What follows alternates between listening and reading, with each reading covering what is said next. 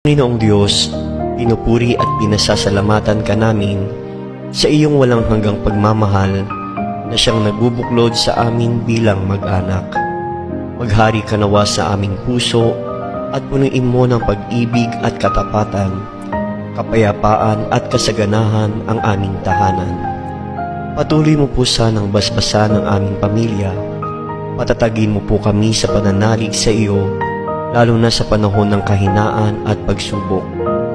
Ingapin mo po sana ang mga pamilya na ngayon ay nagdaranas ng matinding kahirapan at pagdurusa, nawawalan ng pag-asa at nagkakahiwalay dahil sa hindi pagkakaunawaan. Turuan mo po kaming laging magpasalamat sa biyaya ng buhay, pananampalataya at kaligtasan. Akayin mo po kami sa kabanalang handog mo upang maging mabuting halimbawa kami sa